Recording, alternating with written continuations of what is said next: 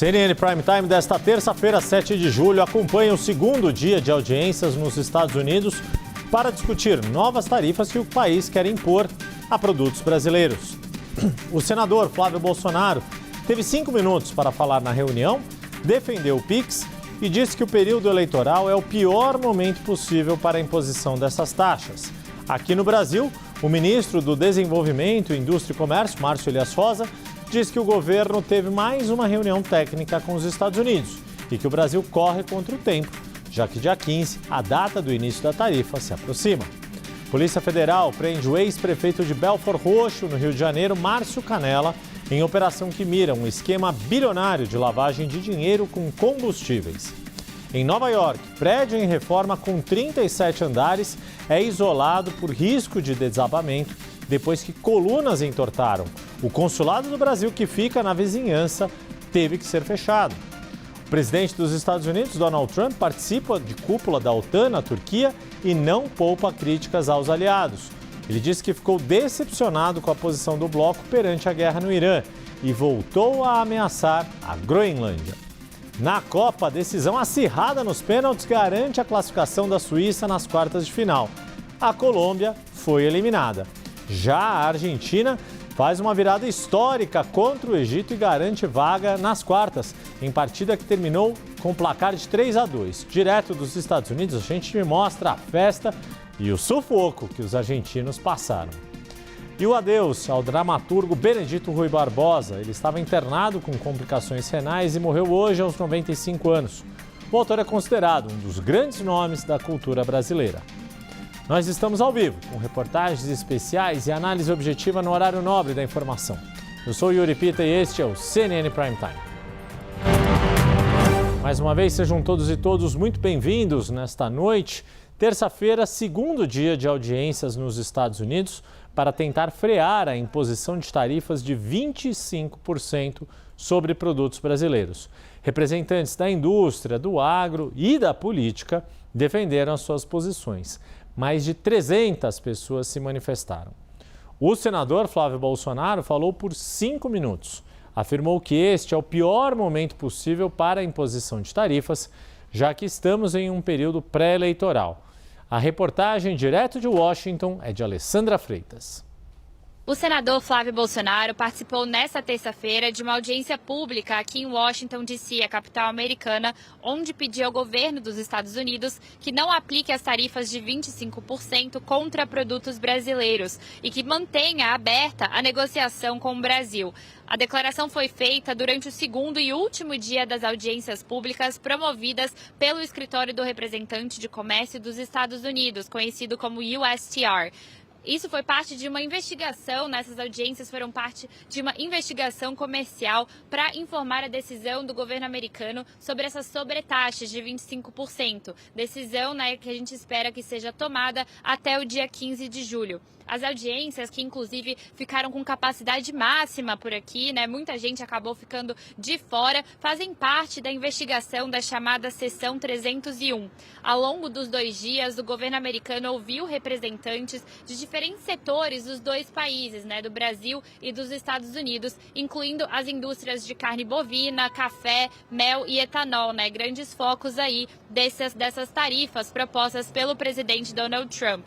Na abertura da fala, Flávio Bolsonaro fez um apelo à comissão para que não imponha essas tarifas, que preserve o PIX e permita que as negociações com o Brasil continuem. Ele tocou aí em temas sobre censura e corrupção.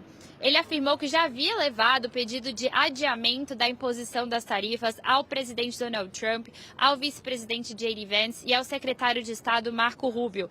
O senador também havia enviado uma carta de 86 páginas ao governo americano abordando esses temas. Durante o discurso, essa fala que levou cerca de 5 minutos, ele focou em 3 pontos. O primeiro foi referente à censura que o governo dos Estados Unidos acusa o Brasil de ter realizado contra plataformas digitais americanas como o Meta e o X. Flávio disse que as decisões foram adotadas pelo Supremo Tribunal Federal e pelo governo Lula e argumentou que as tarifas puniriam toda a população brasileira e não as autoridades que, segundo ele, são responsáveis por essas medidas. Falando aí sobre corrupção, Flávio Bolsonaro afirmou que esse é um dos maiores problemas do país, mas disse que os responsáveis são identificáveis e associados a escândalos específicos. Ele citou o Mensalão, a Operação Lava Jato, o caso das fraudes do INSS e o Banco Master. Ele argumentou que o povo brasileiro não deveria ser penalizado por esses episódios que ele culpou, em sua maioria, aí, a esquerda brasileira. No seu terceiro ponto, o senador defendeu que o Pix fique fora dessa investigação comercial. Segundo ele, o sistema de pagamentos ampliou a inclusão financeira e não prejudica empresas americanas, já que, na visão dele, os serviços são complementares. A gente acompanhou aqui esses 2 dias de audiência e vamos ficar aguardando a decisão do governo americano sobre essas tarifas até o dia 15 de julho. Aqui no Brasil, o Palácio do Planalto divulgou uma nota agora há pouco, na qual diz, abre aspas, repudiar a participação do senador Flávio Bolsonaro, fecha aspas, nesta audiência nos Estados Unidos. O governo acusou o senador de traição à pátria e disse que ele foi o único que não se opôs à medida imposta pelo governo norte-americano. Danilo Moliterno é quem vem com as atualizações ao vivo de Brasília. Danilo, boa noite. Boa noite, Yuri, e a todos que estão conosco aqui no Prime Time. Antes do fim do dia, portanto, o Palácio do Planalto responde ao senador Flávio Bolsonaro. Para a gente falar um pouquinho sobre o que é o conteúdo dessa nota do Palácio do Planalto, na sequência, um pouquinho do que é o bastidor desse texto. Primeiro, sobre conteúdo, a gente tem, como você menciona, o Palácio repudiando a participação de Flávio Bolsonaro, trazendo ali uma série de dados e indicando que essa era uma audiência voltada ao setor privado e que a maior parte das empresas brasileiras e americanas que participaram ali defenderam o Brasil da aplicação das medidas. E aí esse é outro dado importante, indica ainda o Palácio do Planalto que dentre os 34 brasileiros inscritos para participar dessa audiência, Flávio Bolsonaro teria sido o único que não inteiramente defendeu o Brasil da aplicação das medidas. Flávio Bolsonaro teria pedido um adiamento e não um cancelamento das sanções contra o Brasil. Argumento esse que vale a gente mencionar, Flávio Bolsonaro desmentiu, indicou que não seria verdadeiro em uma entrevista a jornalistas logo após essa audiência. Nessa nota ainda a gente vai ter o Palácio do Planalto indicando que Flávio Bolsonaro deveria ter aproveitado essa posição e essa audiência para admitir, de certa forma, que teria sido um dos provocadores dessas sanções contra o Brasil e também de que teria atuado para a possibilidade de subordinar o Pix, nossa ferramenta de pagamento instantâneo, aos interesses norte-americanos. Ainda rebateu uma série de outras falas de Flávio Bolsonaro ao longo desses 5 minutos, no que diz respeito, por exemplo, ao INSS e também ao caso do Banco Master. Portanto, este um compilado do que disse o governo brasileiro, que na sequência ainda indica no finalzinho dessa nota que ao mesmo tempo em que essa audiência acontecia nos Estados Unidos, havia uma reunião entre técnicos do governo brasileiro e do USTR, o representante do comercial dos Estados Unidos, para tratar de tarifaço no âmbito daquele grupo de trabalho estabelecido entre os dois países. E daí eu pego para a gente falar um pouquinho do que é o bastidor dessa nota por parte do Palácio do Planalto.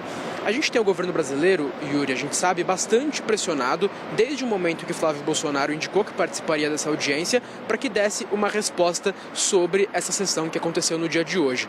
O Palácio do Planalto decidiu que não participaria, indicando que essa é uma sessão voltada ao setor privado e que já teria um canal voltado ao diálogo com os Estados Unidos, que seria exatamente esse grupo de trabalho, e adotou somente o que é a praxe para esse tipo de sessão. Enviou observadores, funcionários da Embaixada do Brasil nos Estados Unidos para acompanhar essa sessão.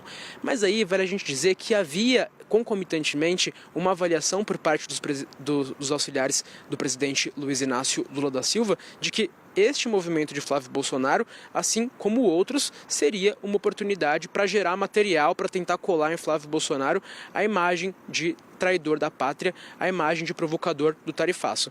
E é exatamente isso que a gente vê mais uma vez se concretizando. Da mesma maneira em que a gente viu logo após a carta de Flávio Bolsonaro a Marco Rubio um tweet do presidente Lula e uma série de respostas imediatas, a gente vê nessa nota uma resposta imediata a Flávio Bolsonaro por parte do Palácio do Planalto, sempre nesse sentido, com essa estratégia de tentar colar em Flávio Bolsonaro essa imagem de provocador do tarifaço, baseado o Palácio também em pesquisas internas. Portanto, um pouquinho também do bastidor do que é essa nota publicada na noite de hoje.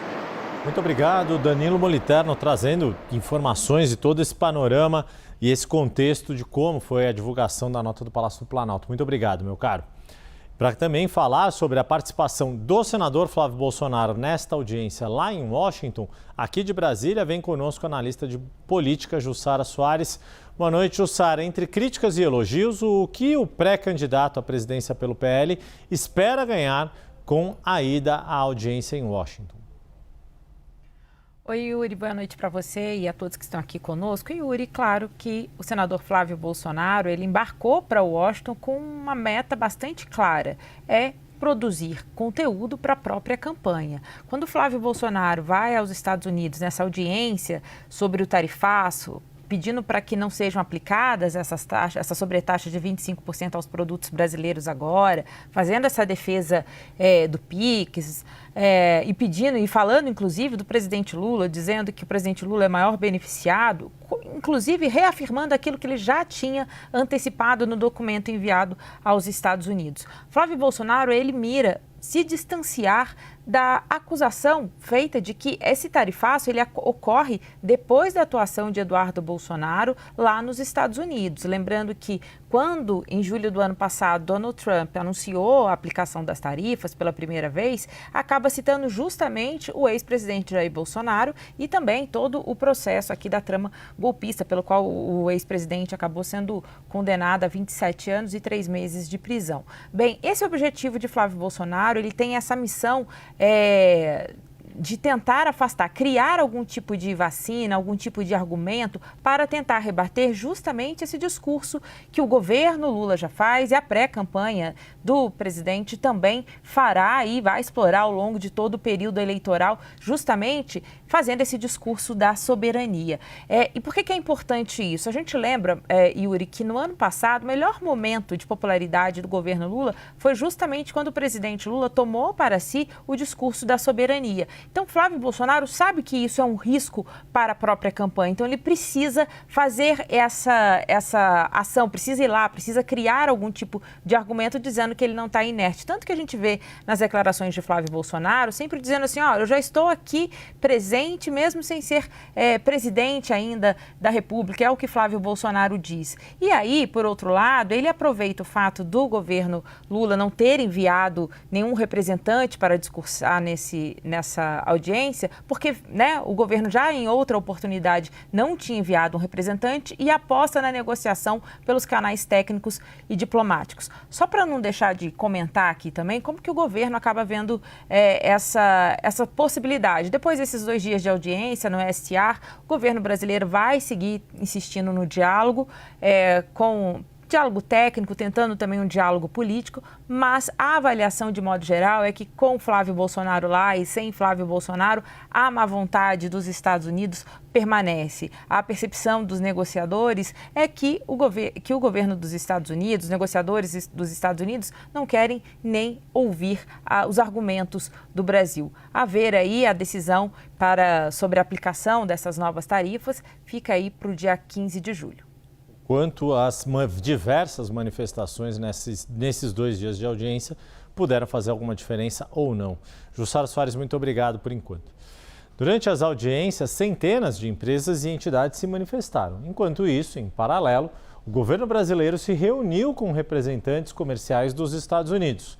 E a repórter Elis Barreto acompanhou essas movimentações e veio nos trazer todos os detalhes ao vivo de Brasília. Vejo agora sim a Elis Barreto conosco, só ver se o sinal dela está bem conectado. A gente vai conseguir ouvir. Elis, muito boa noite a você. Conta pra gente o saldo deste segundo e último dia de audiência.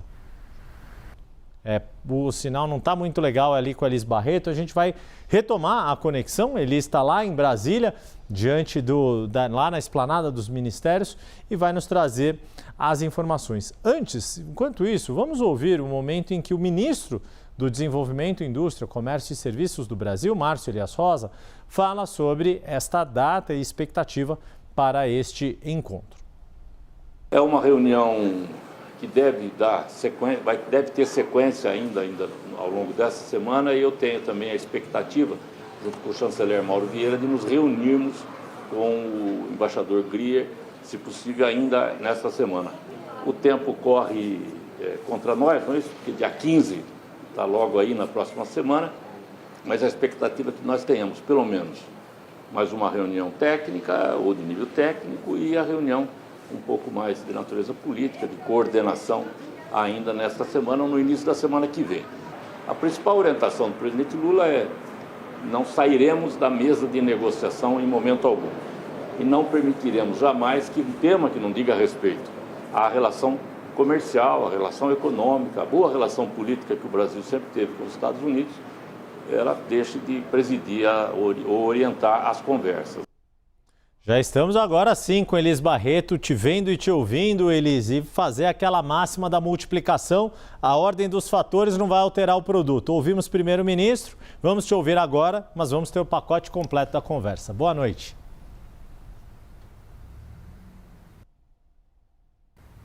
Boa noite para você, Yuri, e para todos que nos acompanham. Bom, como você perguntou anteriormente, o saldo desses 2 dias de audiência lá nos Estados Unidos, no total, foram 335 entidades e organizações, tanto brasileiras quanto americanas, se manifestando sobre a possibilidade. Minha gente, o sinal não está nos ajudando aqui, vou ficar devendo mais informações da Elis Barreto, mas ela já nos deu um pouquinho de contexto. E dá para a gente te contar algo mais a respeito dessas audiências. Empresas como Coca-Cola, Tesla e eBay se manifestaram contra a imposição da tarifa de 25% sobre as importações brasileiras. E o que essas companhias alegam? Este novo tarifaço poderia trazer prejuízo para as cadeias produtivas no curto prazo. A Coca-Cola, por exemplo, pediu que o Escritório de Representação Comercial dos Estados Unidos mantenha a isenção proposta para insumos de laranja originários do Brasil. Eles também requisitaram que o mesmo seja feito para insumos de limão brasileiro usados na indústria de bebidas. A Coca-Cola argumenta que sem os produtos importados do Brasil, a indústria teria que buscar novos fornecedores, o que aumentaria os próprios custos. A Tesla disse que apoia medidas de reindustrialização americana, mas ponderou que esse processo leva tempo. A companhia destacou que alguns insumos ainda não podem ser obtidos nos Estados Unidos em escala suficiente para permitir a competitividade do mercado americano de forma sustentável. E quem também se posicionou contra a taxação, como a gente já citou aqui, o eBay, um dos maiores sites de comércio eletrônico do mundo. Essa companhia disse que a nova tarifa não atingiria o objetivo de punir os fabricantes investigados e destacou que, abre aspas, a tarifa penaliza a revenda do bem e não a produção, fecha aspas. Militares brasileiros relativizaram a possibilidade dos Estados Unidos realizarem ações militares no Brasil depois que os americanos passaram a classificar facções criminosas brasileiras como organizações terroristas. Essa reação acontece depois que o Ministério das Relações Exteriores e que o próprio ministro Mauro Vieira citou esta possibilidade em um ofício enviado à Câmara dos Deputados. Jussara Soares volta à tela conosco para nos explicar, Jussara, como os militares avaliam esta declaração do chanceler e esta eventual ou possível ação de militares americanos em território brasileiro. Yuri, essa declaração, que na verdade foi feita num ofício enviado pelo chanceler Mauro Vieira à Câmara de Deputados, ela foi entendida, pelos militares de modo geral, quase como uma possibilidade mesmo, Quando o chanceler diz que tem um risco de uma ação militar, a avaliação dos militares é que se trata de uma possibilidade porque a partir do momento que a designação das facções brasileiras como organizações terroristas, essa brecha existe e está colocada. Por outro lado, Yuri, os militares eles ponderam que possibilidade não é probabilidade. O que quer dizer isso? A possibilidade porque ela existe, Existe porque abriu-se essa chance a partir do momento que há essa classificação de PCC e Comando Vermelho como organizações terroristas. Por outro lado, ele diz o seguinte, não há probabilidade, não há nada neste momento que indique que há em curso uma intenção de uma ação militar dos Estados Unidos no Brasil. Essa é a percepção dos militares brasileiros com os quais eu conversei, integrantes ali do Ministério da Defesa, das Forças Armadas, e o que eles me dizem também é o seguinte, claro que todos os cenários eles merecem atenção e as Forças Armadas têm que estar preparadas para tudo, mas é preciso relativizar o que é possibilidade e o que é probabilidade neste momento. Então, este é o ponto aqui levantado pelos militares com os quais conversei. E aí aproveito para trazer uma apuração também de mais cedo da Larissa Rodrigues, nossa colega aqui, que amanhã o ministro da Defesa, José Múcio Monteiro, ele participa de uma conferência de ministros de defesa das Américas no Peru, e lá ele deve tentar contato com o representante também do governo americano e possivelmente deve tratar também dessa questão da classificação das organizações criminosas brasileiras como organizações terroristas. Mas é um assunto ainda, Yuri, que é preciso, que os militares falam, é preciso lidar com cautela.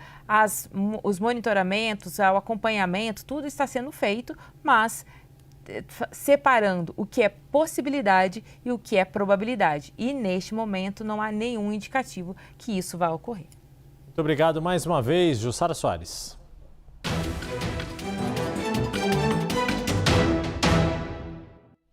Cada vez mais frequente nos céus das lavouras brasileiras, os drones agrícolas passaram de 3 mil para mais de 35 mil unidades nas propriedades rurais, isso no intervalo de 6 anos. Para dar conta deste novo mercado, são necessárias regras, regulações e mão de obra especializada.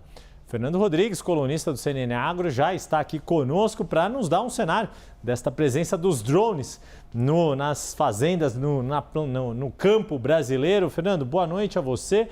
A frota cresceu, só que estão faltando pilotos, é isso? Gente especializada? Exatamente. Boa noite, Yuri. Boa noite a todos. Está faltando piloto e estava faltando uma regulamentação que fosse de acordo com esses drones novos, né? A última regulamentação da ANAC era de 2017 e ela soltou agora em junho de 26, no mês passado, uma nova regulamentação onde exige que esse piloto seja provido de uma prova e de uma eficiência ali garantida para que possa sobrevoar. Porque os drones mudaram de tamanho, 80 quilos em média tem um drone desse porte, ele voa autônomo sozinho, né, em grandes áreas, então ele exige uma regulamentação. E como você bem colocou, falta muita mão de obra no campo. Tem um dado da Firjan que fala que um piloto de drone ganha em média R$ 8.300 por mês, em média. E a cada formação de 10 pessoas, 7 são empregadas em menos de 3 meses. Então a falta de mão de obra qualificada é o grande problema que a gente enfrenta no agronegócio. E como você bem colocou, a gente está com 35 mil unidades aqui disponível e a demanda crescente. Isso é super importante para o campo adotar mais tecnologia, né? É impressionante, né? A gente está falando de quase 12 vezes mais nesse intervalo tão curto aí de 6 anos. Agora, Fernando, você falou dessa dificuldade de encontrar mão de obra especializada. Quais são, então, as especificidades para se pilotar um drone agrícola? Quais são, né? O que há de comum e o que há de mais específico, mais necessário para esta atividade? Ele precisa fazer a formação, né? Primeiro, a grande maioria deles é agrônomo, né? Então eles se formam em agronomia e o ponto é que ele precisa estar lá no campo, não aqui em São Paulo, não nos grandes centros, né? Ele precisa estar lá disposto no Mato Grosso. Eu rodei o Mato Grosso na semana passada, fui para Nova Mutum, para Lucas do Rio Verde, e a grande reclamação, não só para drones, mas também para tratores, é a falta de mão de obra qualificada que sabe integrar a tecnologia com esses dados e essas conexões que são necessárias para o produtor extrair, de fato, uma melhor decisão no agro. E aí, Fernando, você mencionou, né, enfim, esse crescimento tão grande dos drones é porque eles devem ter um ganho de produtividade, uma série de benefícios ali. E qual que é a diferença, então, que os drones fazem para a lavoura? O drone, na verdade, hoje normalmente o produtor ele coloca o insumo na área toda.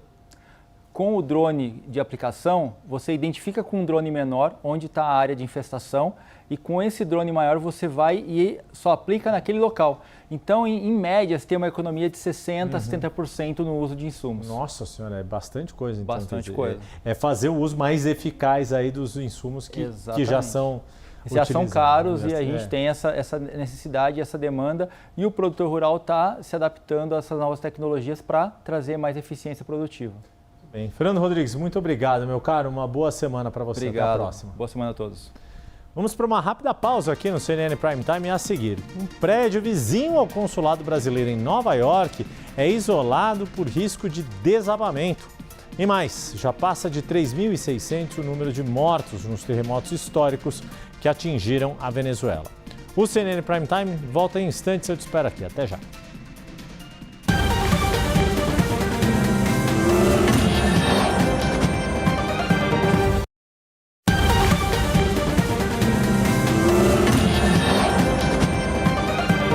Estamos de volta com o CNN Prime Time desta terça-feira.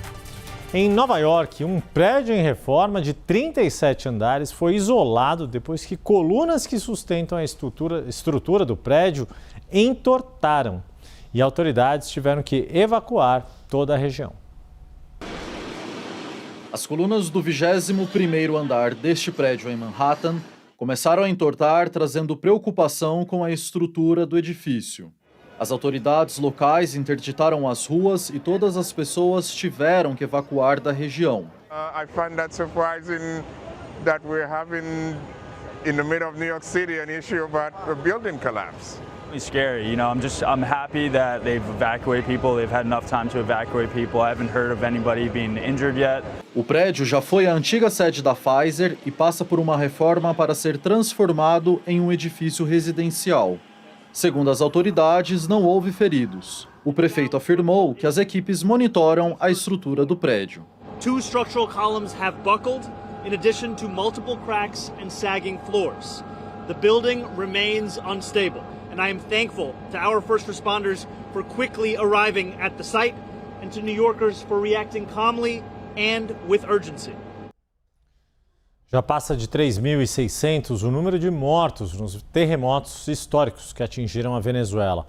Voluntários agora ajudam a cavar valas para enterrar as vítimas, enquanto famílias procuram parentes desaparecidos nos necrotérios. Quem tem mais informações ao vivo é a repórter Daniela Zambrano, ao vivo de Caracas. Já na tela conosco, Daniela, boa noite.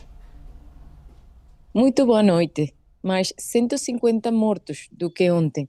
É a data que dá o governo no último relatório, e mais de 16.000 pessoas feridas. Mas a data das pessoas desaparecidas ainda não se conhece, e acho que é essa data a que vai a mostrar a magnitude da devastação deste terremoto. Ainda são centos de pessoas que estão a pedir ajuda, maquinária para remover os escombros e poder resgatar os corpos das suas famílias. Estas pessoas ainda não passam a estar nesta lista de pessoas mortas já identificadas pelo governo. E como dizias, já voluntários estão a ajudar a cavar estas tumbas para que pessoas que ainda não sejam identificadas possam estar no mesmo lugar. Seria o Cemitério La Esperança, ubicado em Catialamar, em La Guaira, e segundo explicou o governo, estas pessoas estariam identificadas individualmente com um código e uma fotografia, por se após as famílias ou alguém vai reclamar o corpo. É uma situação muito difícil. Lembremos que há muitas famílias separadas na Venezuela pela causa da migração, mais de 8 milhões de venezuelanos, e provavelmente muita família que está fora não possa chegar à Venezuela para reclamar estes corpos, ou por ainda não. La Guaira, a situação é essa, as pessoas pedem que ainda não se terminem de demoler os prédios até que eles possam recuperar os corpos. Essa é a maior preocupação que tem. Os resgatistas já estão a voltar às suas casas. É uma imagem muito dolorosa para os venezuelanos vê-los partir. Compreendem que a missão acabou, mas é muita ajuda que eles ainda precisam, porque são muitos voluntários e as famílias que estão com suas mãos retirando os escombros, tratando de dar com os corpos das suas famílias. O governo também falou de 865 edifícios danificados e 190 colapsados. Daniela Zambrano, mais uma vez, muito obrigado pelas suas informações ao vivo da Venezuela. E a Microsoft decidiu demitir 4.800 funcionários. O número corresponde a 2% do total da força de trabalho. analista de economia e editora, Lucinda Pinto, já está aqui para nos explicar este cenário. Lucinda, muito boa noite a você. Qual é a motivação destas demissões? Yuri, boa noite a todos. Parece que a Microsoft está querendo, na verdade, ampliar o foco em áreas mais voltadas à inteligência artificial.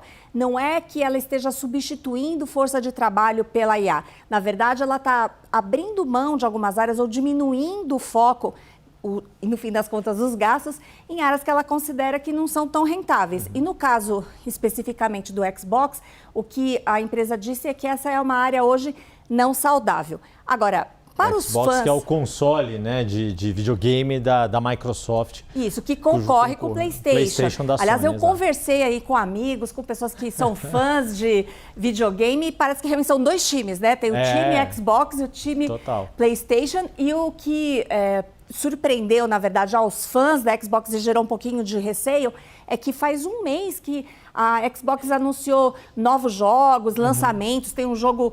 Me corrija se eu estiver errado, você que é um fã, o Gears of War, que parece que é um lançamento muito esperado. Então...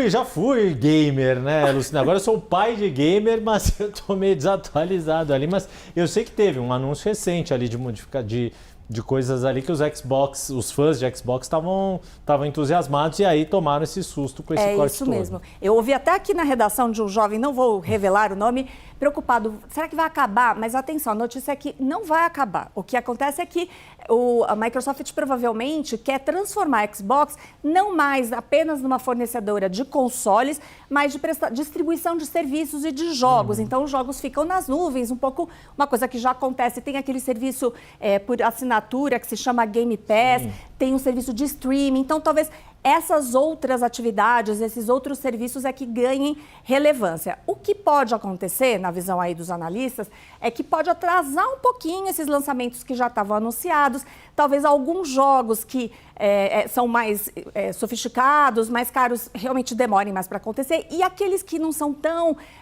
relevantes, não são tão consumidos, eles acabem saindo de linha. Então, talvez um ajuste aí no portfólio, mas ninguém está acreditando que a Xbox vai sair de cena.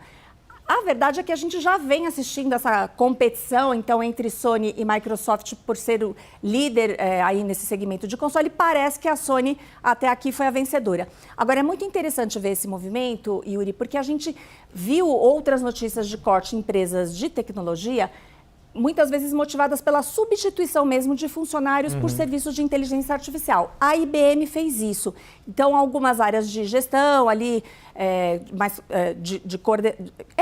áreas de gestão foram substituídas por inteligência artificial. Agora, o que a gente está vendo não é isso, é uma questão de canalizar mesmo investimento, recurso, naquilo que, de fato, eles acreditam que vai ser sucesso, que vai ter retorno financeiro em algum momento. Fazendo uma analogia de corpo humano, não é fazer um regime para emagrecer, é direcionar a força que já tem para outra atividade, né? É um pouco nessa linha, né? E, enfim, a ver aí como é que fica a vida dos games. Você foi citando, né? O Game Pass, streaming... A parte dos boletos a gente sabe bem, a gente que é pai de gamer, essa parte de pagar os serviços adicionais a gente sabe. Agora, Lucinda, vamos dar uma olhada na Bolsa Brasileira, que sofreu pressão hoje de outra empresa de peso. E agora a gente está falando da Vale, né? Ontem você havia destacado a situação da Ambev em função da Copa. E agora, falando aí da mineradora, o que levou à queda destes papéis, Lucinda? Yuri, a gente tem visto uma queda importante do preço de minério de ferro já há algumas semanas, e hoje acabou que esse movimento tirou a força da Petrobras, que estava subindo, porque Vale e Petrobras são duas ações muito importantes que determinam o comportamento do Ibovespa na maioria das vezes. Petrobras teve um alívio hoje porque o petróleo voltou a subir, mas a Vale sentiu muito o efeito do minério de ferro. Então, a gente vai ver aqui na tela que, no fim, o Ibovespa escorregou para o terreno negativo, mas foi uma queda modesta, suave 0,25%.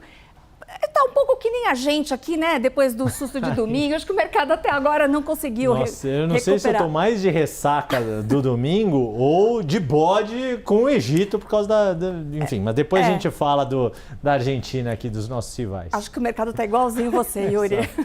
E o dólar subiu aí 0,42 para R$ 5,15. E a Ambev, por falar nela, caiu mais um pouquinho, escorregou mais 2%. pessoal não está muito satisfeito, não. Não estão otimistas, digamos assim, aí não estão animados para continuar tomando cerveja. Lucinda Pinto, muito obrigado pelas informações. Menos de um mês depois de lançar a primeira caneta emagrecedora fabricada no Brasil, a farmacêutica EMS prepara um novo produto com o mesmo princípio ativo. O plano é lançar um medicamento clone que chegue às farmácias até novembro deste ano e é o assunto para o Fato Relevante de hoje.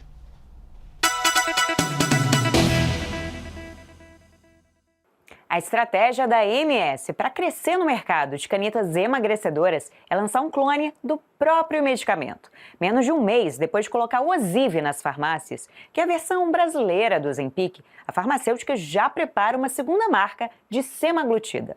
O novo produto vai usar o mesmo princípio ativo, mas vai ser comercializado pela Brace Pharma, empresa que também faz parte do grupo. A aposta é ampliar a presença da companhia em um dos mercados mais disputados da indústria farmacêutica. Para isso, a EMS aguarda apenas que a Anvisa transforme o Ozivy num medicamento de referência, o que permitiria então registrar a versão similar por um processo muito mais ágil. Se o cronograma for cumprido, a nova caneta deve chegar às farmácias até novembro. Esse foi o Fato Relevante, uma parceria entre CNN Brasil e Neofeed. Até a próxima. O conteúdo do Neofeed também está disponível no site da CNN Brasil.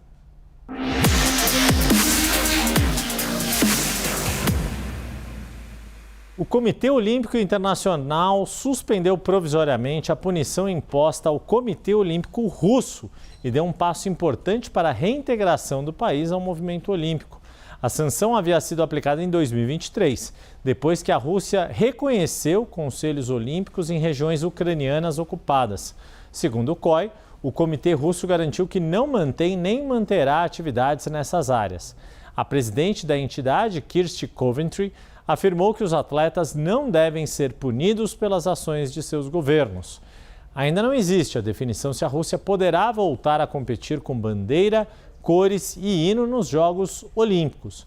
Em Paris 2024 e nos Jogos de Inverno de Milão-Cortina, alguns russos foram autorizados a participar como atletas neutros.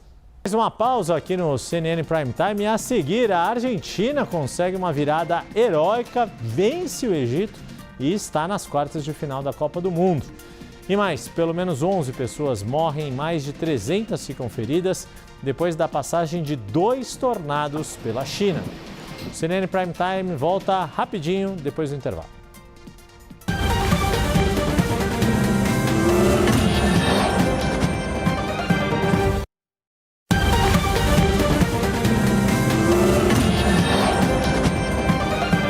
Estamos de volta aqui com o CNN Prime Time nesta terça-feira, dia 7 de julho de 2026, dia em que o Brasil registrou temperaturas extremas nas duas pontas. Só que eu não estou falando do território, estou falando do termômetro. O sul teve frio abaixo de zero, mas a região central do país passou dos 40 graus.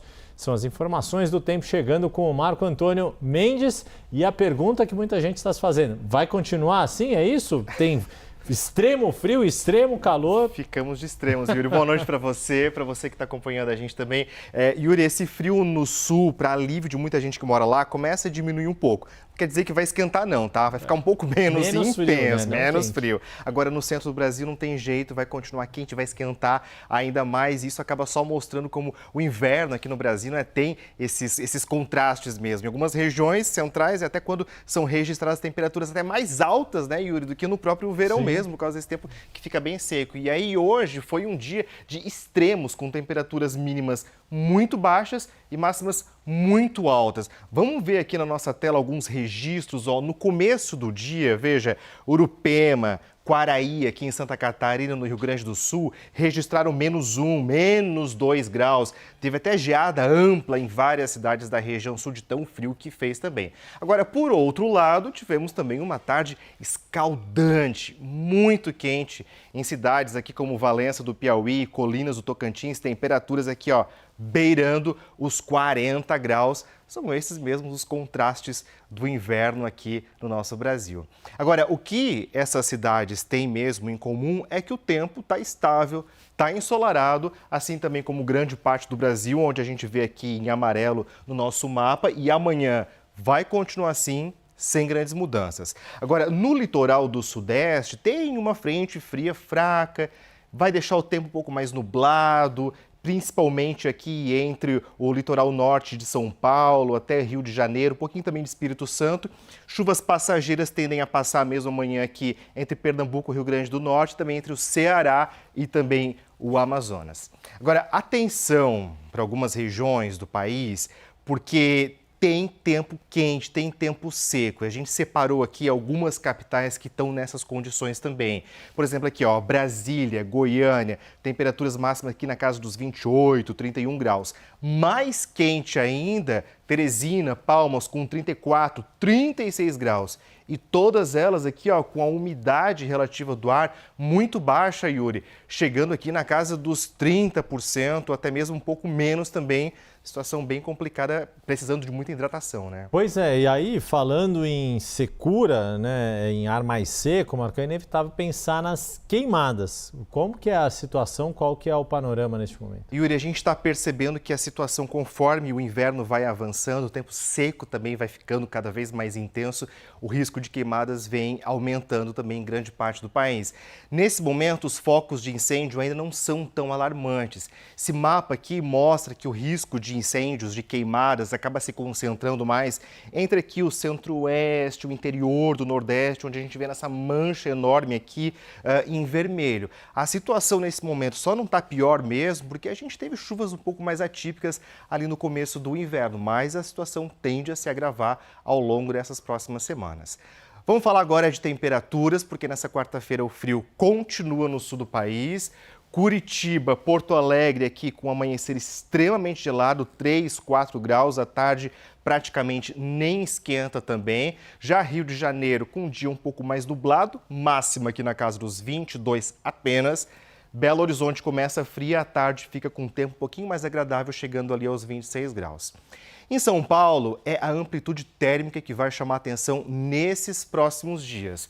Veja comigo, ó, manhãs muito geladas, mínimas aqui na casa dos 10, 11 graus. Aí à tarde a gente vai esquentando nesses próximos dias, no sábado podendo chegar aqui aos 27 graus e sem chuva prevista até lá, Yuri. Mas tem uma nova frente fria que está em formação aí no finzinho dessa semana, que tende a mudar o tempo em boa parte do país de novo. E vai dar aquela mexida no fim de semana, hein? No fim de semana, em algumas regiões, é isso. Algumas. Então vamos tomara que não seja nas regiões em que quem está de folga... Nos próximos dias eu vou te atualizando para ver se dá para se programar ou não. Cada dia com a sua agonia, é isso. Marco Antônio Mendes, muito obrigado. Boa noite. Tchau, Boa tchau. noite. Pelo menos 11 pessoas morreram e mais de 300 ficaram feridas em 2 tornados que atingiram a China. Com ventos de até 250 km por hora, os fenômenos causaram devastação na província de Hubei. A região é um importante polo industrial. Um homem chegou a ser levado pelo vento pela janela do apartamento no 12º andar e, segundo a mídia local, agora está na UTI. Olha que impressionante isso, o vento levar uma pessoa do 12º andar. Telhados de prédio foram arrancados e carros tombaram. Quase 5 mil casas ficaram danificadas. Tornados são extremamente raros na região de Hubei. A última vez que um fenômeno do tipo atingiu essa província foi em 2021. O Serviço Meteorológico alertou que a região deve se preparar para fortes chuvas. O presidente chinês Xi Jinping pediu esforços totais para o resgate das vítimas dessas inundações em todo o país. E a tradicional corrida de touros na cidade espanhola de Pamplona deixou pelo menos 5 feridos. Durante o torneio, os animais perseguem pessoas que tentam acompanhar o ritmo sem serem atingidas. Os corredores que ficaram feridos escorregaram e caíram em uma superfície irregular. Os touros saltaram sobre eles. Não foram relatados ferimentos graves. A corrida marca o início do Festival de San Fermín, que atrai milhares de pessoas todos os anos para a cidade.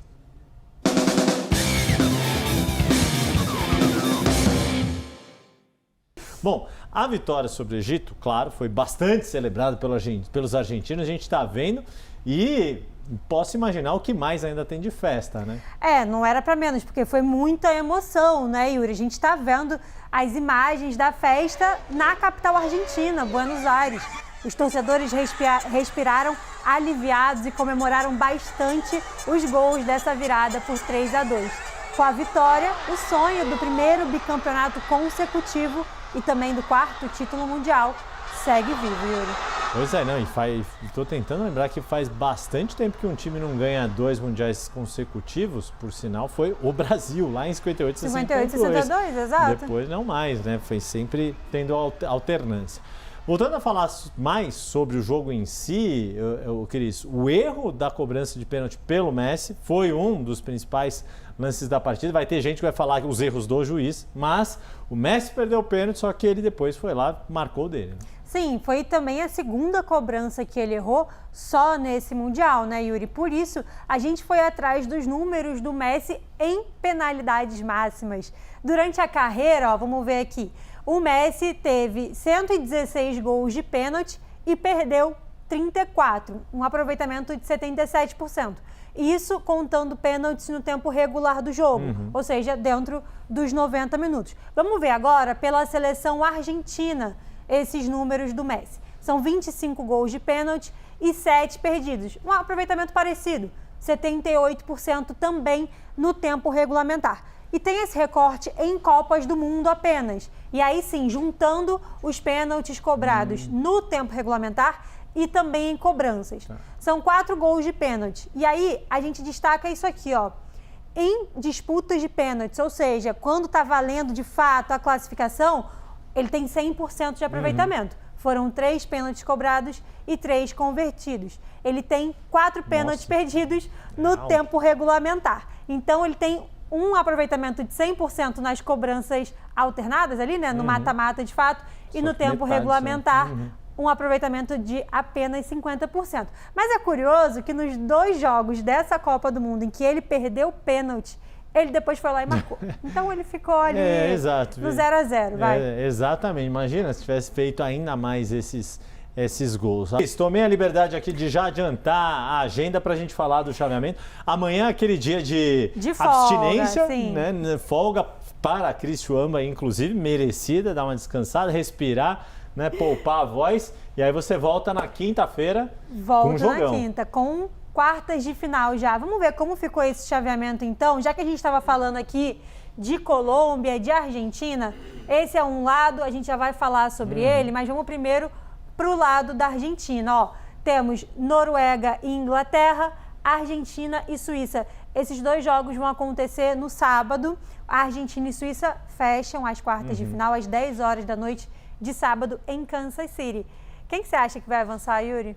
Algum palpite? Da Argentina e Suíça? Desses 2 jogos, Noruega e Inglaterra, Argentina e Suíça? Eu acho que vai dar uma nova Guerra das Malvinas ali, Argentina e Inglaterra. Será? Eu vou apertar aqui, O que vai acontecer? Já pensou? Vou contigo nessa. Vamos lá. E aí, pro outro lado aqui, é isso? Pro outro lado, a gente tem... Começa com França e Marrocos na quinta-feira. França e Marrocos, quinta-feira.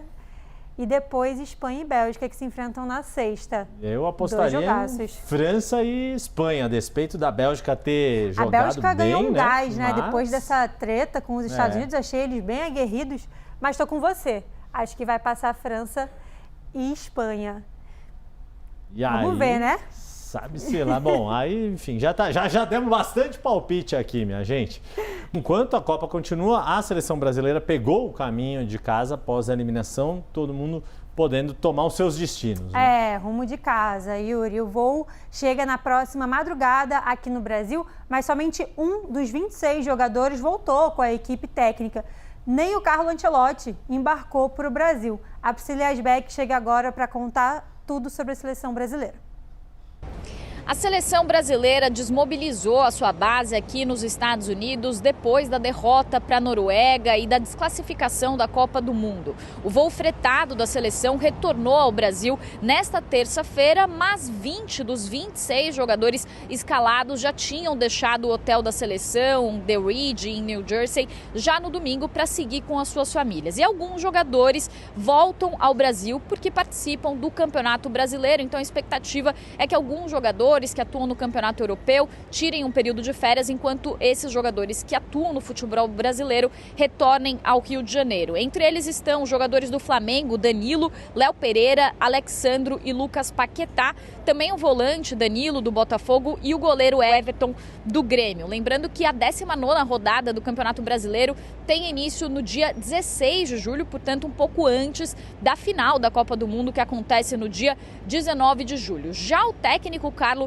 Ancelotti vai tirar um período de férias, não está retornando ao Brasil com a seleção e vai viajar para sua residência no Canadá. O próximo jogo da seleção vai acontecer na Austrália, vão ser 2 jogos, 2 amistosos contra a Austrália, nos dias 25 e 29 de setembro, nas cidades de Townsville e também Brisbane. Lembrando que em 2026 a seleção já fez 9 jogos com 6 vitórias, 1 empate e 2 derrotas. E em meio a essa desmobilização da seleção, retorno ao Brasil, também com jogadores partindo para as férias, houve um protesto que foi realizado pelos integrantes do movimento Núcleo BR na sede da Confederação Brasileira de Futebol, da CBF, na Barra da Tijuca, na zona oeste do Rio. O grupo estendeu faixas nos portões com mensagens como respeitem a história da única pentacampeã e Confederação Brasileira fraudulenta, seleção é tradição. Priscila Yasbeck, de Nova York, para a CNN Brasil. Cristiamba, então, uma boa folga para você. Nos vemos na quinta-feira com os resultados aí de França e Marrocos. Toda a expectativa para Espanha e Bélgica. Vamos ver se o nosso palpite tá bom, hein? Vamos, Yuri. Quinta eu tô de volta. Até lá. Obrigado. Bom descanso. Boa noite. Você fica comigo e me espera aqui para o próximo bloco. A seguir, a defesa de Flávio Bolsonaro pede ao STF que o ministro André Mendonça assuma a investigação sobre suspeita de envio de emendas parlamentares para a produtora do filme Dark Horse. E mais, a Polícia Federal prende o ex-prefeito de Belford Roxo, Márcio Canella, durante uma ação contra esquema bilionário de lavagem de dinheiro com combustíveis. CNN Prime Time volta em instantes. Até já.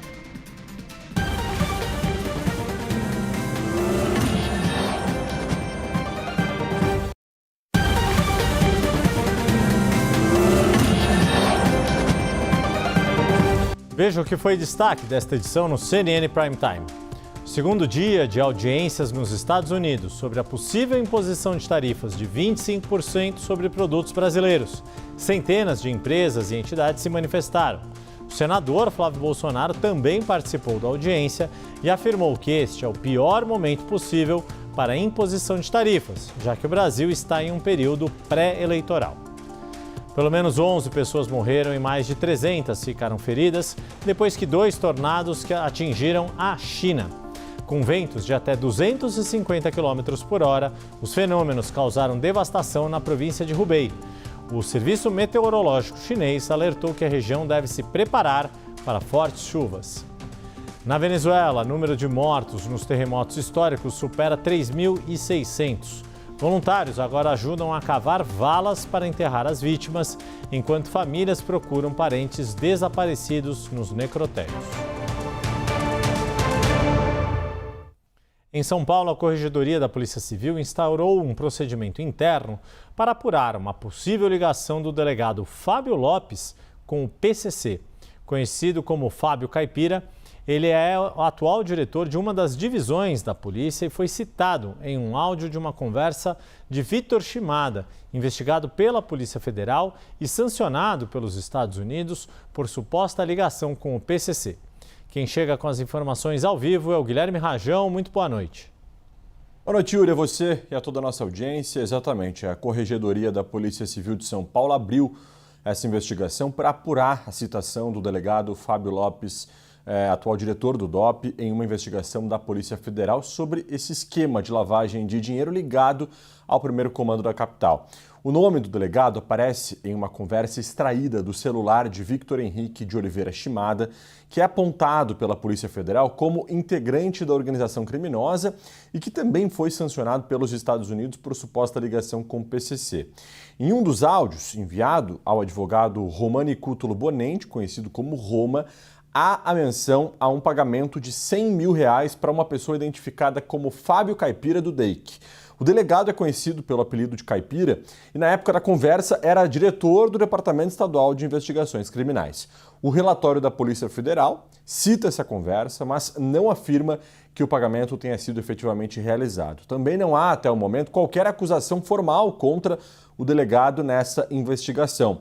Fábio Lopes já havia sido afastado do comando do DEIC no fim de 2024, após ter o nome mencionado na delação do empresário Vinícius Gritzbach, que relatou uma suposta relação entre policiais e integrantes do PCC. Depois disso, ele foi nomeado diretor do DOP e, em nota, a Secretaria de Segurança Pública informou que assim que tomou conhecimento dos novos fatos, a Corregedoria instaurou um procedimento para apurar o caso e passou também a compartilhar as informações com a Polícia Federal. O delegado Fábio Lopes negou qualquer envolvimento com os investigados, disse que o nome dele foi usado pelos envolvidos sem o seu conhecimento, afirmou ser vítima de perseguição e negou ter recebido qualquer valor. Victor Shimada está foragido e, segundo as investigações da Polícia Federal e das autoridades americanas, teria utilizado mais de 70 empresas de fachada para lavar dinheiro do tráfico internacional de drogas, atuando como um dos principais operadores financeiros do PCC no exterior. Yuri. Muito obrigado, Guilherme Rajão. O ex-prefeito de Belford Roxo, Márcio Canella, foi preso hoje durante uma ação da Polícia Federal no Rio de Janeiro. Além dele, o delegado da Polícia Civil, Marcos Amin, estava entre os alvos. Essa foi mais uma fase da Operação Unha e Carne, que mira um esquema bilionário de lavagem de dinheiro com combustíveis. O repórter Rodrigo Monteiro traz as atualizações ao vivo do Rio. Rodrigo, boa noite. Boa noite, Yuri. Boa noite para vocês. Boa noite a todos que estão com a gente aqui no CNN Prime Time. Mais uma operação da Polícia Federal para desarticular uma organização criminosa, dessa vez por suspeita de lavagem de dinheiro, movimentação, como você disse, bilionária, em cerca de 7 bilhões e 600 milhões de reais em 6 anos, segundo relatórios do COAF e também investigações da Polícia Federal. E dentro dessa organização criminosa, segundo a APF, estariam envolvidos o ex-prefeito de Belford Roxo, Márcio Canella, que foi o deputado estadual mais votado nas últimas eleições aqui no estado do Rio de Janeiro. Ele também é pré-candidato pelo União Brasil ao Senado. E o delegado da Polícia Civil, Marcos Amin, que está cedido, para a Alerj, ele que também já foi chefe de Polícia Civil aqui do Rio de Janeiro. Além de um ex-policial militar e outras pessoas, os policiais foram para as ruas para cumprir 19 mandados de busca e apreensão, principalmente em endereços da região metropolitana, em cidades como Niterói, São Gonçalo e Itaboraí. Foram também em Resende, no sul do estado. Visitaram várias empresas ligadas a esses alvos, e uma das empresas, a polícia conseguiu apreender cerca de 800 mil reais. A polícia também foi até a casa desses alvos e fez uma grande apreensão de vários carros de luxo, relógios, computadores, documentos diversos. O Márcio Canella, ele era alvo da busca e apreensão e foi preso por porte ilegal de arma. A polícia encontrou um fuzil de uso restrito, fuzil calibre 5.56, dentro de um dos carros do Márcio Canella. Ele foi trazido para cá, para a superintendência, para prestar esclarecimento. Está preso aqui na Polícia Federal, na zona portuária do Rio.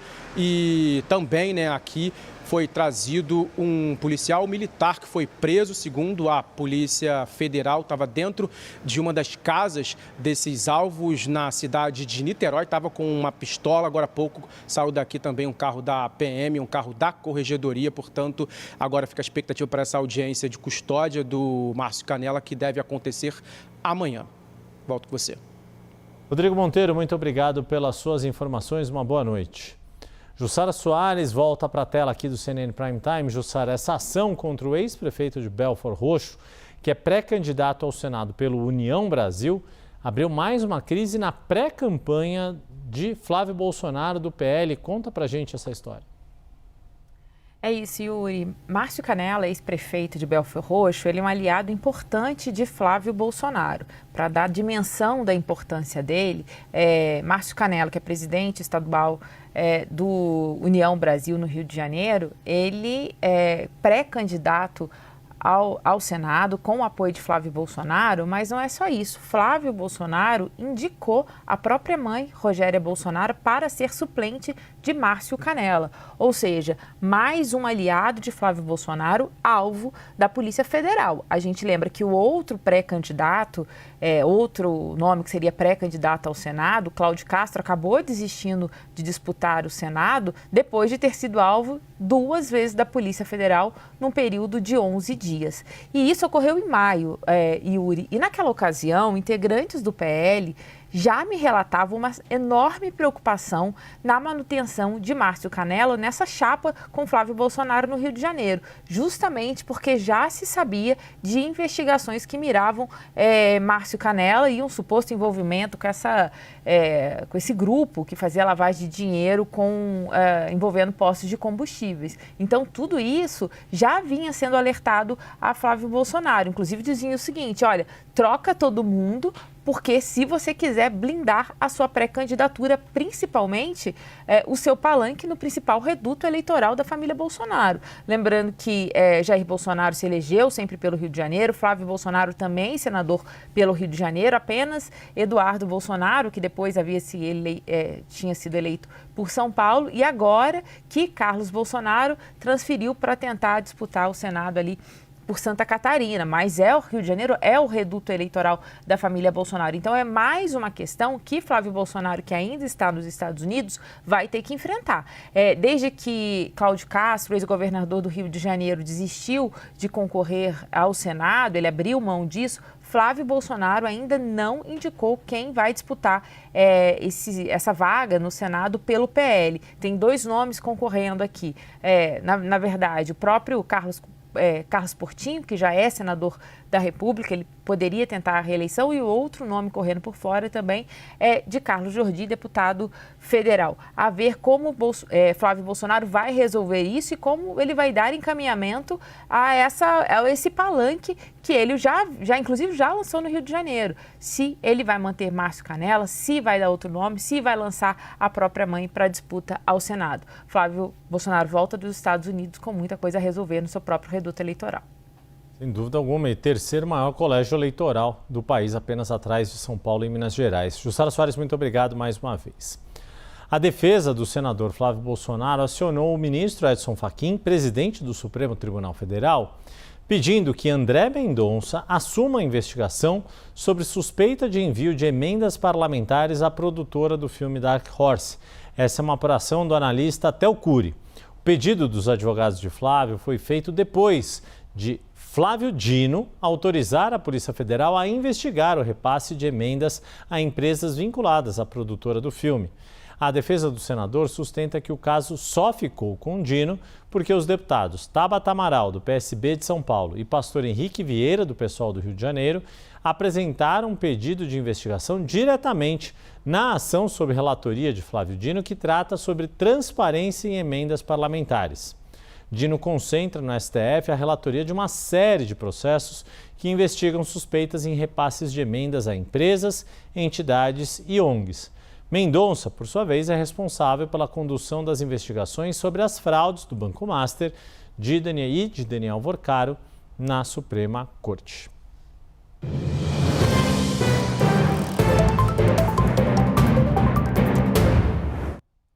Uma pesquisa Datafolha divulgada hoje traz o cenário da disputa pelo Senado Federal no estado de São Paulo. As ex-ministras Marina Silva e Simone Tebet lideram as intenções de voto. Vamos aos números aqui na sua tela. Marina Silva, da Rede, aparece à frente com 18% das intenções de voto. Em seguida, vem Simone Tebet, do PSB, com 16%. Depois, Ricardo Salles, do Novo, soma 13%. André do Prado, do PL, tem 11%. Guilherme Derrite, do PP, aparece com 10%. E Paulinho da Força, do Solidariedade, com 8%. 17% dos entrevistados votariam em branco, nulo ou não votariam em nenhum dos possíveis candidatos apresentados. 7% dizem não saber. A pesquisa Datafolha ouviu 1.608 eleitores do estado de São Paulo entre os dias 1º e 3 de julho. A margem de erro é de 2 pontos percentuais, para mais ou para menos, nível de confiança de 95%. Este levantamento foi feito com recursos do próprio Instituto e está registrado no Tribunal Superior Eleitoral. Mais uma vez, converso com Jussara Soares, porque de olho no Senado, mas em Brasília, o ex-presidente Jair Bolsonaro insiste que a mulher dele, Michele, dispute uma das vagas. O que você nos conta a esse respeito, Jussara? Olha, Yuri, a gente trouxe aqui na semana passada, Michele Bolsonaro, ao conversar com o presidente do PL, Valdemar Costa Neto, oficializando a saída do comando do PL Mulher, Michele disse a Valdemar Costa Neto que estava repensando ali seu futuro político, inclusive pensando em não disputar o Senado. Acontece que Michele Bolsonaro, ao fazer, inclusive, o comunicado que estava deixando o PL Mulher, ela não tratou do futuro político, porque ela já vinha sendo aconselhada por amigos, pessoas próximas, familiares, a não tomar nenhuma decisão ali intempestivamente. E aí, o próprio Jair Bolsonaro tem insistido para que ela mantenha a candidatura dela ao Senado aqui pelo Distrito Federal. Qual que é a lógica disso, né? No meio dessa briga, desse atrito que se tornou público entre Michele Bolsonaro e os filhos do ex-presidente, incluindo Flávio Bolsonaro, que disputará o Palácio do Planalto, a avaliação é que Michele precisa manter ali, se manter na disputa e mais, quando ela ocupar um cargo público, inclusive a força dela muda de tamanho. Ela também vai se engajar, a gente já contou aqui na CNN também, que ela vai se engajar pedindo votos para muitas aliadas. E isso faz Michele, se eleita, já chegar num cargo eletivo com um grupo muito forte, uma avaliação ali de pessoas próximas à ex-primeira-dama. Bem, qual que é a questão? Ela tem indicado, sim, que vai, de fato, disputar o Senado e a previsão dessas pessoas, Yuri, é que ela faça um anúncio oficializando essa candidatura próximo ali do dia 25. Por quê? Porque dia 25 é quando ocorrerá a Convenção Nacional do PL, que vai ocorrer em São Paulo. Ali, então, será confirmada a candidatura de Flávio Bolsonaro à presidência. Então, Michele deve, em torno dessa data, confirmar que vai disputar. Até lá, a recomendação, mais ou menos um combinado que ela fez com o ex-presidente Jair Bolsonaro, de evitar essas declarações públicas, evitar aumentar a temperatura aí nessa crise familiar e política, né? Então, Michele Bolsonaro não vai dar declaração, não tem intenção, né, de dar entrevista, ela nunca gostou mesmo de dar entrevista e vai segurar bastante essas declarações. E aí o que me diz é o seguinte, claro que se ela for atacada ela vai responder como é o estilo dela, mas Michele Bolsonaro, segundo pessoas muito próximas, já tem sinalizado que vai para a disputa do Senado e aí a grande questão é que ela ganhará outro tamanho também se eleita. Agora, só para trazer rapidamente, Yuri, a percepção do entorno de Flávio Bolsonaro. Eles querem, né? A avaliação deles é que era melhor Michele não fazer essa disputa pelo Senado, porque Michele se tornou uma voz que tem confrontado Flávio Bolsonaro.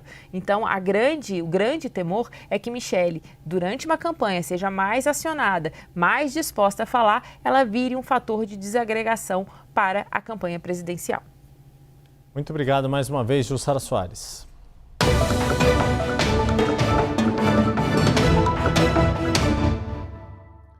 O transporte rodoviário interestadual enfrenta um apagão de mão de obra no país. Segundo dados da Associação Brasileira das Empresas de Transporte Terrestre de Passageiros, a ABRAT, a escassez é resultado de mudanças no perfil da categoria. E quem explica melhor esse novo desafio dos transportes é Jennifer Ribeiro, nossa analista de infraestrutura, já na tela aqui do CNN Prime Time. Muito boa noite, Jennifer.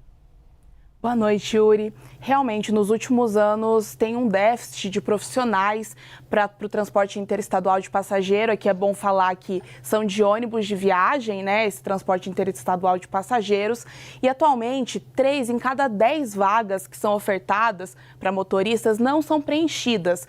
E é justamente esse déficit que tem provocado um estranhamento no setor e eles têm tentado entender o que tem acontecido, já que esse é um setor muito importante, principalmente para cidades pequenas do Brasil, que são a maioria, né, dos municípios brasileiros, que não têm acesso a aeroportos ou até mesmo para populações de baixa renda ou que querem economizar, já que a passagem de ônibus é muito mais barata que a passagem de avião. Então, justamente por conta disso, foi feito uma tentativa de entender o que tem acontecido com essa mão de obra e por que tem esse déficit. Uma das mudanças, uma das perspectivas e dos achados foi justamente uma mudança de perfil desses profissionais. Muitos deles não têm mais interesse em dormir fora de casa, em ficar longe de casa por muito tempo, que é intrínseco a essa profissão. E eles, com a ascensão dos aplicativos de motorista, né, de passageiro ali, com as caronas, eles têm migrado para os carros de aplicativo, justamente para poder ficar no próprio estado, no próprio município e não precisar ficar longe de casa. Uma outra questão foi que as empresas de ônibus começaram a pedir um atendimento ao público um pouco diferenciado. Muitos desses motoristas não estavam acostumados com isso e não quiseram se adaptar, o que é extremamente legítimo, e acabaram virando caminhoneiros, já que o transporte de cargas tem uma remuneração muito parecida com o transporte de passageiros. E, além disso, também foi percebido que houve um aumento na idade média desses profissionais, que gira ali em torno entre 40 e 50 anos a idade média, mas muitos desses profissionais, muitos desses motoristas já têm idade, inclusive, para se aposentar, já passaram dos 65 anos e poderiam ter se aposentado, mas houve um incentivo das empresas de ônibus para que eles continuassem, para evitar esse déficit ainda maior, né, que hoje já é de 30%. E é justamente isso, só que essa é uma solução até de curto prazo, né? O setor entende isso, a ABRAT, que é a Associação Brasileira do Transporte Interestadual, eles entendem que essa é uma solução de curto prazo, já que no Brasil, apesar de não ter uma idade máxima para você ter uma carteira de motorista, a partir dos 65 anos fica um pouco mais difícil de fazer essa renovação. E até porque esses profissionais podem acabar querendo descansar, podem estar cansados, já ficaram a vida toda trabalhando ali. Então, é justamente essa questão.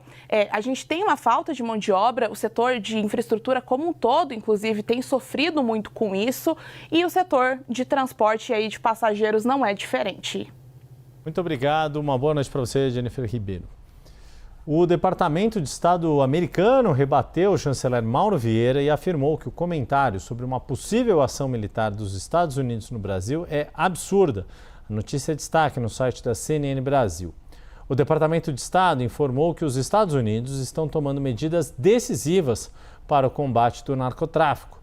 A nota diz ainda que as facções brasileiras agora operam nos Estados Unidos e eles defenderão o povo americano contra esses grupos.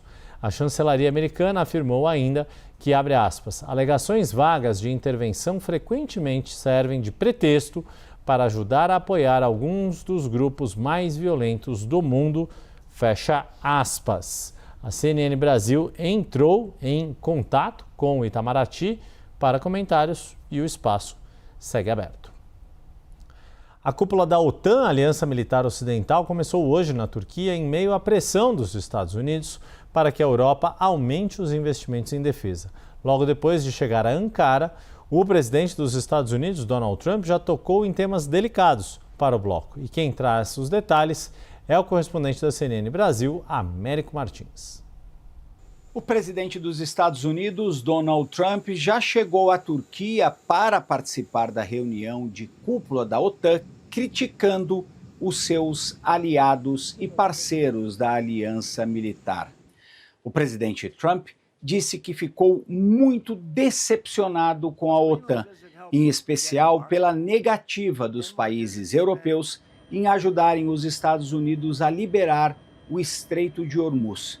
Isso ainda antes de os americanos terem fechado um acordo de paz provisório com o Irã. Desde que assumiu a Casa Branca neste segundo mandato, o presidente Donald Trump ampliou ainda mais as suas críticas contra os parceiros europeus da OTAN.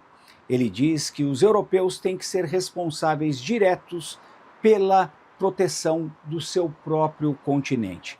Ele diz que os Estados Unidos colocam muito mais dinheiro na OTAN do que os países europeus. E neste ponto, Donald Trump está certíssimo. Os europeus dizem que vão aumentar os seus investimentos em defesa para chegar até 2035 em 5% do PIB de cada país que faz parte da Aliança Ocidental.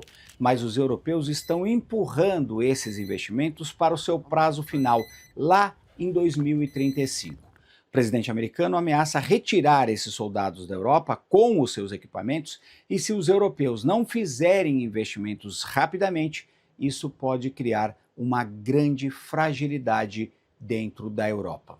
Além das reclamações com relação aos seus aliados, o presidente Trump também voltou a dizer, antes do início dessa reunião de cúpula da OTAN, que os Estados Unidos deveriam controlar, sim, a Groenlândia, a grande ilha que fica próximo do Ártico entre a Europa e os Estados Unidos. Greenland doesn't help Denmark. Denmark doesn't spend money to really help Greenland, but it's an important part for the United States. And it's surrounded by China ships and Russian ships. And that's not going to happen. The ships it's not going to happen. It was Greenland that, and it continues to be, that should be controlled by the United States, not by Denmark. And when they wouldn't go along with it, and with all the money we spend to help them with Russia, and we don't have to spend any money, we could remove all of our soldiers out of Europe. No passado, ele chegou a dizer que poderia usar até a força militar para ocupar e controlar a ilha. Mas, mais recentemente, ele parece estar focado em acordos diplomáticos e militares com os europeus para ampliar a presença das Forças Armadas dos Estados Unidos nessa ilha. De Londres, Américo Martins. Em resposta à nova ameaça de Donald Trump, a primeira-ministra da Dinamarca reiterou que a Groenlândia não está à venda. Ela também pediu que os aliados respeitem a soberania dinamarquesa e pontuou que não há planos para debater o assunto na cúpula da OTAN. O chanceler da Groenlândia também afirmou que o futuro da ilha deve ser decidido pelo seu próprio povo. Sobre esse assunto, nós vamos conversar agora com o analista de internacional Lorival Santana. Meu caro, meu boa noite a você. Primeiro, essa tensão entre os aliados da OTAN e provocada por muitas dessas falas de Donald Trump deixa a aliança em si mais vulnerável a ameaças da Rússia, da China, por exemplo, que também são tão constantemente evocadas por Donald Trump? Boa noite. Bom, o que significa uma aliança? Digamos que você e eu somos de dois países que estão numa aliança. Se o seu país for invadido, eu vou enviar meus filhos para potencialmente morrerem no seu território para defendê-lo. Olha, se eu não tenho certeza de que você faria o mesmo por mim, então essa aliança fica fraturada, ela perde o sentido. E é isso que está acontecendo com a OTAN. Não há mais a garantia de que os Estados Unidos obedeceriam ao artigo 5, que só foi ativado uma vez em favor dos Estados Unidos depois do 11 de setembro, em que soldados dinamarqueses, como proporção da população, morreram mais no Afeganistão em defesa dos Estados Unidos do que americanos mesmo. Então, há uma grande insatisfação interna. Mas como é que a OTAN está reagindo a isso? Elevando os seus gastos militares com dois objetivos. Em primeiro lugar, atrair de volta o Trump, mostrar para ele que a Europa não está tomando carona mais com os Estados Unidos. E, em segundo lugar, para o pior cenário, realmente ser capaz de se defender sem a ajuda dos Estados Unidos. E os anúncios de hoje, de dezenas de bilhões de dólares de contratos, indicam essa ambivalência. Em primeiro lugar, por exemplo, a Lockheed Martin fez um memorando de entendimento com a Rheinmetall alemã para, pela primeira vez, fabricar os mísseis balísticos de curto alcance ATACMS na Alemanha. Isso seria algo inédito e que daria uma parceria interessante. Por outro lado, os europeus, os suecos da Saab se juntaram aos canadenses da Bombardier para fabricar o importante avião GlobalEye, que é um concorrente do AWACS, que são aviões de extrema potência para fazer o surveillance do terreno, aviões de reconhecimento, que são aviões radares. A Europa usa 14 AWACS, e aí esse projeto seria para substituir os AWACS americanos pelo GlobalEye sueco. E houve muitos outros acordos anunciados nessas duas direções. De um lado, trazer literalmente os americanos para o território europeu. Os europeus sabem o quanto o Trump gosta de anunciar investimentos, anunciar negócios que levem bilhões de dólares em royalties para os Estados Unidos, mas, por outro lado, os europeus também elevando a sua capacidade e se juntando, no caso até os canadenses, a sua capacidade de fabricar armas para, eventualmente, não dependerem menos dos Estados Unidos. São dois movimentos para tentar levar o Trump a não acreditar que os europeus dependem tanto dele, mas, ao mesmo tempo, perceber oportunidades de bons negócios na Europa. Agora, Lorival, e para dar de novo contexto, né? Mais uma vez a Groenlândia sendo chamada aí a esta conversa por Donald Trump. O quanto disso é uma muleta, digamos assim, de Trump, a depender do contexto em que ele se encontra, ou o quanto de fato é uma intenção real dele, em algum momento, ter ingerência sobre essa ilha? Existe um problema aí que é estrutural, que não tem a ver com o Trump, que é o fato de que a mudança climática que ele nega está causando degelo no Ártico, que vai se tornar navegável. A China fala na rota da seda do Ártico. Então, e quem é que tem os navios quebra-gelos para fazer essa navegação? A Rússia. Tem mais de 40 navios quebra-gelo. Tanto os Estados Unidos quanto a China têm menos de 10, estão comissionando alguns, mas esse é um processo longo. Foi por isso que o Trump tentou atrair a Rússia para a sua órbita, e ele tem um medo, um receio que é justificado de os Estados Unidos serem cercados pela China. Esse é um aspecto. Agora, existe o aspecto do estilo do Trump. Em vez de buscar uma aliança, buscar fazer mais bases na Groenlândia, como o acordo permite, falar em tomar a Groenlândia para se apresentar ao público americano como o único salvador e protetor dos Estados Unidos. Lorival Santana, voltamos a conversar em instantes sobre outro assunto da agenda internacional. Na França, um tribunal de apelações abriu caminho para que a líder da ultradireita, Marine Le Pen, possa disputar a eleição presidencial de 2027.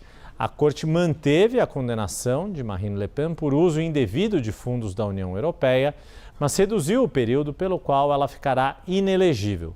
O tribunal determinou que a francesa cumpra uma pena de 3 anos de prisão. 2 serão cumpridos em regime suspenso e ela terá que usar tornozeleira eletrônica por 1 ano. A corte também aplicou uma multa de 100 mil euros à Le Pen. Logo após a decisão da corte, a líder de ultradireita anunciou que vai sim concorrer à presidência no ano que vem. Ela também disse que vai recorrer ao mais alto tribunal da França para que não precise usar a tornozeleira eletrônica durante a campanha. Lorival, Marine já concorreu 3 vezes e perdeu todas as vezes na disputa à presidência ao Palácio do Eliseu. E com todo o peso desta condenação, quais são as chances de que ela consiga levar a ultradireita ao poder no ano que vem, em meio a todo o desgaste do governo Macron, todas as dificuldades políticas que ele tem vivido nesse segundo mandato? Sim, ela tem uma vantagem agora, que a esquerda perdeu muita força, né?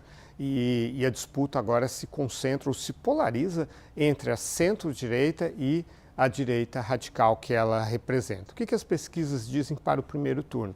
Marine Le Pen bem à frente, mais de 10 pontos percentuais, 30%, 35% de votos. E em segundo lugar vindo o Edouard Philippe, que foi primeiro-ministro, do Le Républicain, e que é uma direita moderada, aí com cerca de 20%. Mas qual que é o problema da Marine Le Pen? É que é uma eleição de 2 turnos. E se você soma as intenções de voto, segundo as pesquisas, dos 3 candidatos que estão aí disputando, e são todos de centro-direita, os 3 principais candidatos que vêm depois da Marine Le Pen, todos eles, Gabriel Attal, que também foi primeiro-ministro, o Retailleau, que é um líder importante conservador, Se você soma os três, eles já batem a Marine Le Pen no segundo turno, sem precisar do voto da esquerda. Então, o que está se configurando hoje, pode mudar até maio do ano que vem, é um chamado cordão sanitário da direita moderada contra a chegada ao poder da ultradireita representada por Marine Le Pen, como aconteceu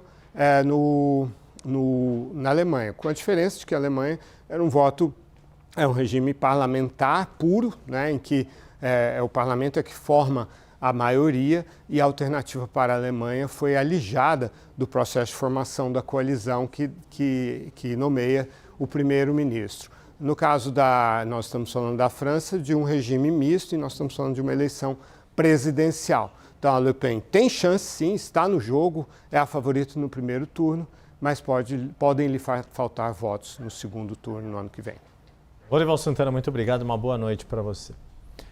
Voltando aqui ao Brasil, o Ministério Público Federal defendeu a aplicação de aposentadoria compulsória ao ministro do Superior Tribunal de Justiça, Marco Buzzi, que é investigado em processo administrativo por importunação sexual. O documento, ao qual a CNN teve acesso, aponta que as provas foram suficientes para comprovar as acusações. De acordo com a manifestação, Buzzi adotou condutas incompatíveis com a dignidade, a honra e o decoro exigidos da magistratura. O MPF diz reconhecer a decisão do Supremo Tribunal Federal, que extinguiu a aposentadoria compulsória como penalidade máxima, mas afirmou que o tema permanece controverso no Judiciário. O parecer representa uma das últimas fases do caso. A partir dele, a defesa tem 10 dias para apresentar alegações finais. As acusações também são objeto de investigação criminal. O inquérito tramita no STF sob relatoria do ministro Nunes Marques. As provas coletadas já foram compartilhadas com o ministro relator. No entanto, o caso segue parado na Suprema Corte. Em nota, a defesa do ministro Marco Buzzi lamentou o que chamou de, abre aspas, vazamento de informações sigilosas dos autos, fecha aspas, que, segundo eles, abre aspas, expõe aspectos pessoais das partes envolvidas, fecha aspas. E morreu hoje o dramaturgo Benedito Rui Barbosa, aos 95 anos. O autor deixou um legado imenso de telenovelas que estão na lembrança de todos os brasileiros. O velório foi realizado aqui em São Paulo durante a tarde e contou com a presença de familiares, artistas renomados e fãs que se reuniram para dar um último adeus ao autor. Benedito Rui Barbosa lutava há 3 anos contra uma insuficiência renal crônica e tinha um histórico de internações por infecções no trato urinário. Ele morreu na manhã desta terça-feira, aos 95 anos, no HCOR, o Hospital do Coração em São Paulo. O velório aconteceu aqui na Bela Vista, na região central da capital paulista, e reuniu amigos, familiares e artistas que trabalharam com o consagrado autor de novelas. A cerimônia foi aberta em parte ao público, que também pôde se despedir de Benedito Rui Barbosa. Ele marcou época, ele marcou gerações, né? Porque hoje tem as reprises do que ele escreveu lá atrás, né? E o incrível é que eu acho que o que ele escreveu lá atrás, hoje com internet, com celular, com tudo isso, ainda faz o mesmo sucesso, né? Então é maravilhoso, assim. E as pessoas estão apoiando a gente, dando palavras de conforto, é isso.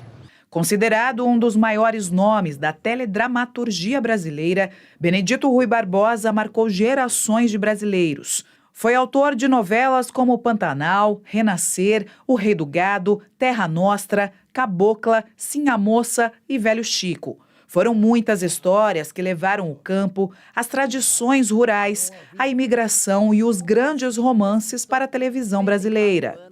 Nos últimos anos, já afastado da escrita, Rui Barbosa viu o próprio legado ser mantido pelo neto, Bruno Loperi, que escreveu os remakes de Renascer e Pantanal. As novelas dele são atemporais, porque fala de um Brasil extremamente simples, fala de um Brasil raiz, um Brasil que talvez o Brasil não conheça, ou seja, a maioria desse Brasil que realmente foi exposto. Ele me apresentou Juma Marruá, mas me apresentou ao bioma Pantanal, que hoje eu sou ativista e defensora desse bioma. E todas as vezes que eu encontrei com ele, que não foram muitas, mas foram sempre muito emocionadas, sabe? Ele me chamava de Juma, minha Juma. Nascido em Gália, no interior de São Paulo, Benedito Rui Barbosa transformou as memórias da infância em fazendas de café e do contato com imigrantes em algumas das tramas mais importantes da televisão brasileira. Ele dizia que apenas 10% de suas criações eram inventadas e o restante era um resgate de sentimentos e lembranças.